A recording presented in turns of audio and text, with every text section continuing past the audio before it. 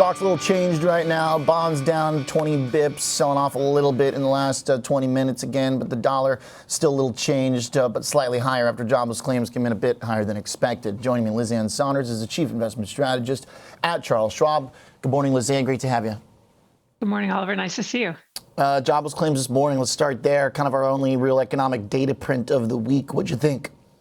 Up a little bit, but in level terms, still on the low end of things. I think we're likely to see a bit more choppiness in this type of data, particularly in California, given what we've seen with the fires. But nothing alarming on claims. I'm not sure that's the thing you can point to for a little bit of a move up in yields. But I think that if you had to point to something putting a little bit of downward pressure on stocks, it could be that we're back up above 4.6 on the 10-year. Seems like market has been generally pretty comfortable with the macro situation since inflation, since Waller. How much do you think that kind of double punch there put a lid on some of the volatility in bonds? Yeah, I think the inflation story right now looks somewhat benign, and I wouldn't expect PCE to be a big market mover in part because once you have both CPI and PPI in hand, you can map a lot of the components of those two indexes into PCE. But we are seeing pretty decent stubbornness in terms of inflation expectations. So we haven't eased the forward-looking concern with regard to inflation. I think that this upcoming FOMC meeting is going to be interesting, not because of what they're going to do or not do. It's not a meeting where we have an update of summary of economic projections, no new dots plot.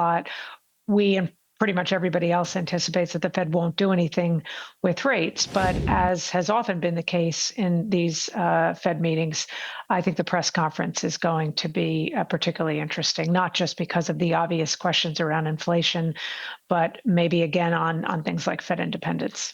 How much do you think the market took Waller's commentary in earnest about potentially cutting in this late spring, summer again, effectively, were some of the implications of his commentary? Well, you've had lots of either internal Fed speakers or external Fed analysts make adjustments to the start point of renewed rate cuts. I just don't see how one does that unless you're shifting the Fed away from a data dependency focus, then to try to gauge what the data is going to look like in the next 6 months and then establish a start point for renewed rate cuts. It's fine to guess at it, but I think that's just exactly what it is. And given the more expressions on the part of Fed members of uncertainty with regard to policy, specific government policy, especially on tariffs, given that there's no true meat on the bones yet on tariffs, it's fine to throw up those expectations. I just don't see how you do it with any high level of confidence, given the data dependency and how much data, both on the inflation side of things and the employment side of things, not to mention policy announcements that will happen between now and, say, the June FOMC meeting. Liz Ann, to connect some of these points further, the thing we talk about a lot in terms of how bonds affect stocks, we talk about like rate of change, we talk about levels, degree of surprise.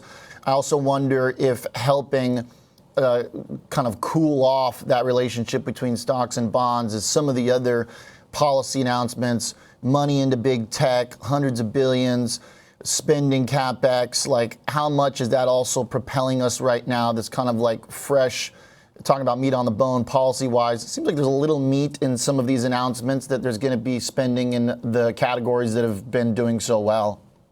Yeah, the outlook for capital spending is pretty positive. You've got capital spending intentions type metrics and outlook metrics really having surged in the aftermath of the election, but the actual CapEx numbers, save for in areas of high tech and artificial intelligence, I think will continue to be a little bit subdued until there's more clarity, in particular on tariffs, which feeds directly into the confidence around capital spending. So leaving aside maybe the next few months of uncertainty with regard to the policy outlook, but also because of a dearth of major capital spending budget increases that's one area where I'm pretty optimistic. And in fact, I think thinking in more secular terms, I think we are likely shifting to an environment where investment is a bigger driver relative to its history of GDP than consumption is. Consumption at 68% of GDP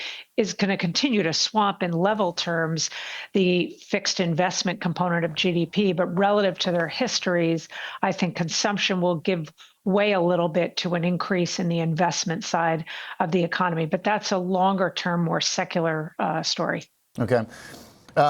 Liz Ann, thinking about that secular theme, what do you want to see, I guess, in terms of like when you're building earnings expectations? We were kind of thinking about that bottom line as we've got more announcements, more speeches from the president. What are kind of the, I mean, mentioned tariffs, but like how much visibility do we have versus like could we have? Do we have to listen to what he says, listen to the plans and kind of go back and revise kind of earnings outlooks and stuff? Is it that powerful what we're going to hear policy-wise?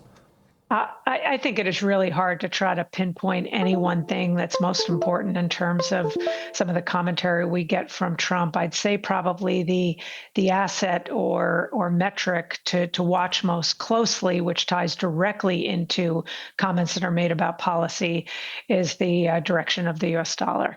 And what we've seen recently is in those, say, segments of the S&P 500, where there's a larger share of top line growth that comes from overseas sources, you are seeing some downward pressure on forward earnings estimates because of the recent increase in the dollar. So particularly as a tie into earnings, not just this earnings season, but more importantly, looking out through calendar year 2025, I think it's movements in the dollar that probably drive the upside and or downside in those 2025 earnings estimates. Okay. Dollar right now hanging on after a pretty big run. So I guess today we're going to test some of our comfort with some of these kind of macro situations. But with earnings so far being pretty supportive, some of the stuff you've talked about, banks, financials, we've seen a little bit of that rotation. Is that still something to keep an eye on, Liz Ann? Do you think there's legs to some of that intra-market rotation? Yeah, as you know, Oliver, we have an outperform rating on financials. The only other sector we have an outperform rating on is communication services, and you're certainly seeing a lot of juice in the case of financials because they are the sort of early reporters in earnings season.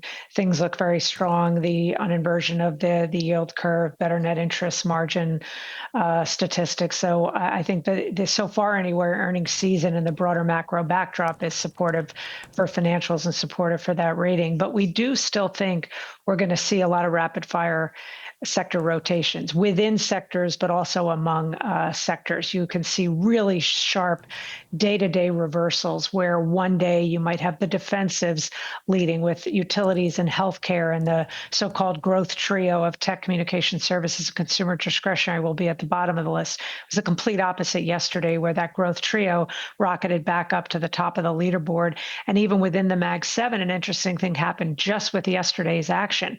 Prior to yesterday, if you looked at the Magnificent Seven and where their rankings were in year-to-date performance, the best performer was Tesla, and it was ranked, I think, 176th out of 500 stocks, with Apple being 497th ranked. As of yesterday's close, NVIDIA is now number one, and I think its ranking is somewhere in the 70s. So really sharp reversals and rotations that can happen. I think it maybe makes for a trickier trading environment, but I will say what continues to be a bit more consistent is performance at the factor level, and that's why we continue to have an emphasis on that in addition to our sector recommendations. Great stuff, great context. Thanks a lot, Liz Ann. Appreciate you being here. Oliver. Good day to have you on our economic print of the week.